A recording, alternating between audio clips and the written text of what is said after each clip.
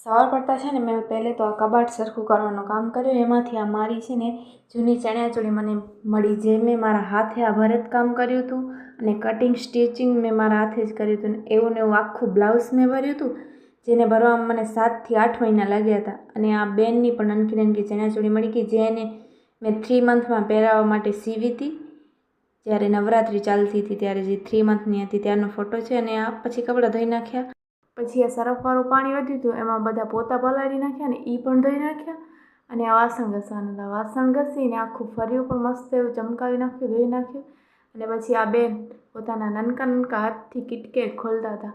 એનાથી તો કિટકેટ ખુલી નહીં, પણ હું કહેતી હતી મને દે ખોલવા, તો માંડવાન દીધી એને કિટકેટ ખોલવા. ખાલી હું વિડીયો ઉતારતી હતી આ જ્યુસનો, ત્યાં સુધી આ બેને મારા હાથમાંથી જ્યુસ પણ લઈ લીધો.